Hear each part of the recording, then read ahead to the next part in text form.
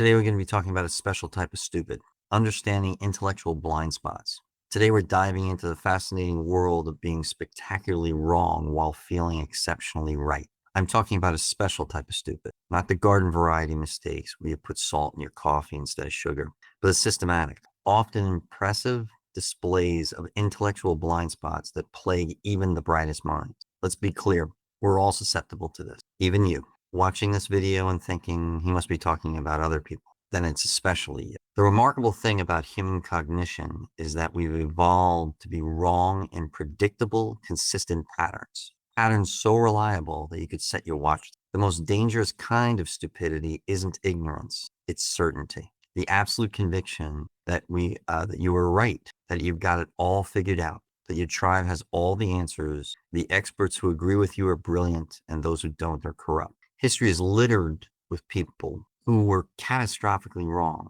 despite being brilliant, from doctors who rejected hand washing to physicists who declared flight impossible. The pattern is the same. Smart people construct elaborate intellectual fortresses designed to protect their cherished beliefs from the barbarian hordes of contradictory evidence. This name is difficult to pronounce. I'm going to do my best. Ignaz Semmelweis. In the 1840s, this Hungarian physician had the audacity to suggest that doctors should wash their hands between performing autopsies and delivering babies, a revolutionary concept.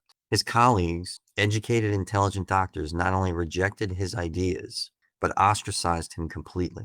Maternal mortality rates remained horrifically high because doctors couldn't accept that they themselves were the vectors of disease. Their self-image as healers couldn't accommodate the idea that they were inadvertently killing patients. Or consider Lord Kelvin, the very physicist who the temperature is named after. One of history's most brilliant physicists who declared in 1895 that heavier than air flying machines were impossible, just 8 years before the Wright brothers proved him spectacularly wrong. The problem wasn't Kelvin's intelligence. It was his inability to imagine beyond the constraints of his existing knowledge framework. Philip Tetlock discusses this in the book Super Forecasting, where he was enrolled in the contest called IARPA. This was the intelligence community version of DARPA.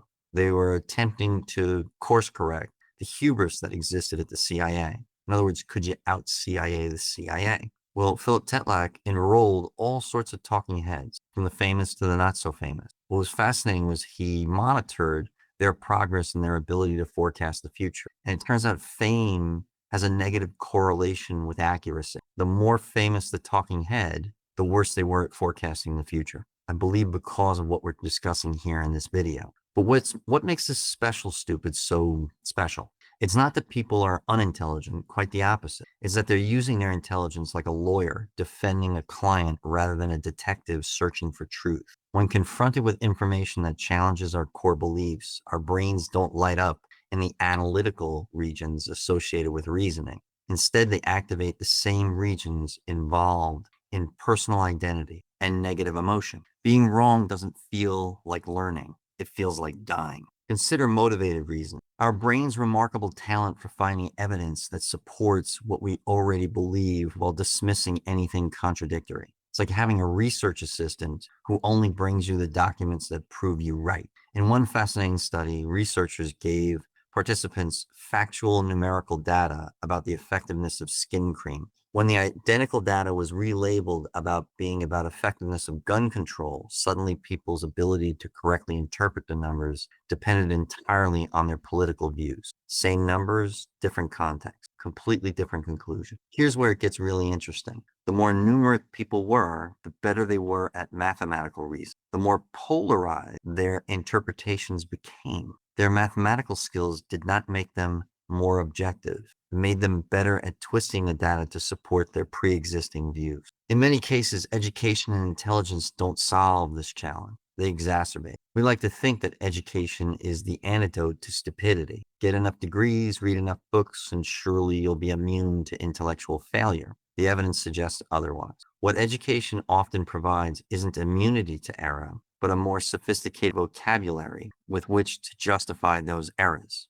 It gives you better tools to rationalize why you're right and everyone else is wrong. Or consider tribal epistemology, where what's true is simply whatever your social or political group believes. Why bother with the messy business of evidence when you can just check what your team thinks? We are social creatures who outsource much of our thinking to our tribes. It's efficient, it's comfortable, and in the complex world where we can't personally verify everything, it's necessary. The problem emerges when tribal identity becomes the primary determinant of what we consider true. When we reflexively dismiss evidence from the outside and uncritically accept anything that originates from the inside. This isn't just a problem for the uneducated masses. Academics, scientists, intellectual elites form some of the most homogeneous and self-reinforcing tribes around. The smarter the group, the more sophisticated the echo chamber becomes, or what the great Dad Saad refers to as it takes truly brilliant people to believe really stupid ideas. And then there's institutional stupidity, where organizations become perfectly designed to resist improvement, where bureaucracies create systems so complex that accountability becomes impossible, where being wrong together feels safer than being right alone. Large institutions develop their own version of this special type of stupid, a collective blindness that no individual within the system can correct. NASA engineers raised concerns before the Challenger disaster, but the institutional machinery pushed forward anyway. Banking regulators saw warning signs before the 2008 financial crisis, but were captured by the very industry they were supposed to monitor. The fascinating thing is that higher education doesn't protect you from this. In fact, it can make it worse. The more facts you know, the better you become at arranging those facts into patterns that confirm your existing worldview.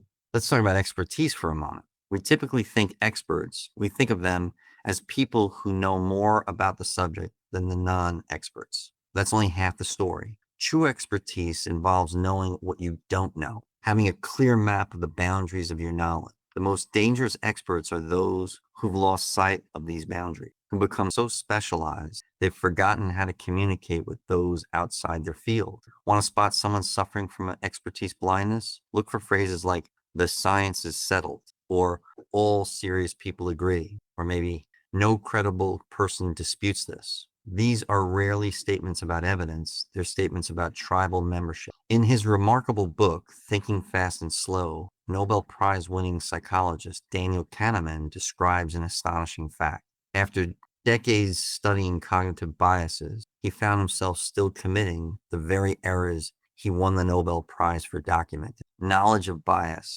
isn't sufficient enough to prevent it. That's what makes this type of stupidity so pernicious. It operates below the level of conscious awareness. You don't feel stupid when you've engaged in motivated reasoning or tribal thinking. You feel righteous. Let's talk about credentials as a form of intellectual armor. We've created systems where having the right degree or institutional affiliation becomes a proxy for being right. The problem isn't the credentials themselves. Expertise is real and valuable. The problem is when credentials become a substitute for thinking, when trust the experts replaces understanding the argument.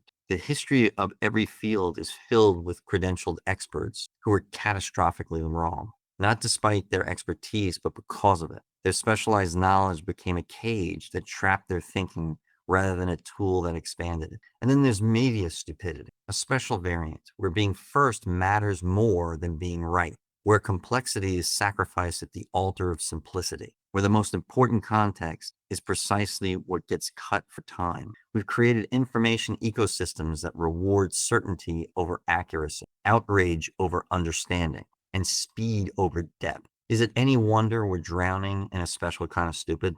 The truly insidious part is how these systems create incentives for us to perform certainly rather than admit complexity. The person who says, I don't know enough about this yet, gets zero retweet. And the person who offers a confident yet wrong explanation gets thousands. So how do we avoid becoming a specialized version of this type of stupid?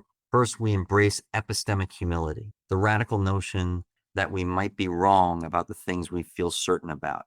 Not just wrong in an abstract, actually specifically wrong about beliefs that feel obviously true to you right now. The belief you would never think to question because they just feel like reality itself. Second, Are you vulnerable to authority? Do you dismiss evidence that makes you uncomfortable? Do you mock ideas before you understand them? Think of it as a personal audit. What are the conditions under which you're most likely to be wrong? For me, I know I'm susceptible to novel bias. I love new contrarian ideas even when the boring consensus is likely correct. Knowing this doesn't make me immune, but it does make me cautious when I feel that intellectual excitement. Third, we need to practice the skill most absent in public discourse today, changing our mind when the evidence demands it. This is harder than it sounds. We've built cultures where consistency is valued over accuracy, where changing our position is seen as weakness rather than wisdom. Politicians who evolve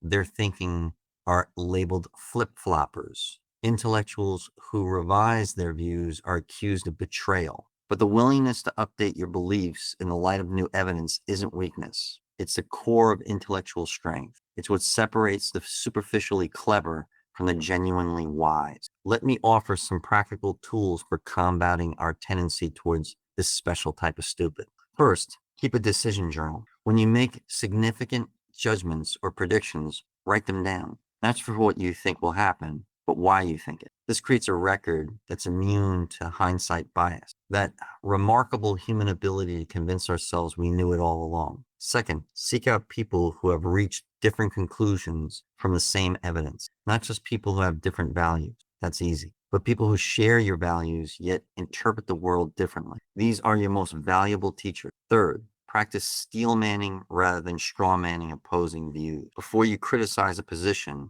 see if you can state it so well that someone who holds that position would say, yes, that's exactly what I believe. And finally, reward others when they change their minds based on evidence. Don't call them hypocrites. Celebrate their intellectual honesty. We get more of what we reward. I myself, in my presentations to CEOs across the United States, reward the ones that admit they don't know things, especially in a dominant environment like my presentations. Saying I don't know something is actually a sign of intelligence because no one of us can know everything that needs to be known. I may sound to you like I'm a know-it-all, but I don't know it all. The stakes here aren't merely academic. The quality of our collective thinking determines everything from pandemic responses, climate policies, to economic systems. A special type of stupid kills, not just metaphorically, but literally. And yet there's hope. Throughout history, humans have built systems that mitigate our individual cognitive weaknesses. Science, at its best, is one such system, a method that uses communal skepticism to overcome individual bias. Democracy, with all of its flaws, despite being messy, creates mechanisms of course correction. Markets, when properly structured, can aggregate distributed knowledge into collective wisdom. Because the ultimate irony is this: intelligence isn't measured by how effectively you defend your existing beliefs. It's measured on how willing you are to update them when better information comes along. We all live in glass cognitive houses. A special type of stupid that's most dangerous isn't in your political opponents or in other generations or in the group you love to criticize. It's in your own thinking, hiding in plain sight, disguised as common sense and obvious truth. The antidote isn't more intelligent. It's a different relationship with knowledge altogether. One that holds beliefs as provisional rather than permanent. One that finds identity in the search for truth rather than having found it. So the next time you feel absolutely positively certain about something complex, especially something that conveniently aligns with your political or social identity, take a moment. That feeling of certainty, it might just be a special type of stupid knocking at your door. The good news is, unlike ordinary stupidity, this special variety comes with an off switch, genuine curiosity, and courage to be wrong. Until next time, stay curious, stay humble, and remember, the smartest person in the room usually is the one most willing to admit what they don't know. And as physicist Richard Feynman once said, first principle is that you must not fool yourself, and you are the easiest person to fool. Thanks for listening. Be sure to like and subscribe if you want more content just like this.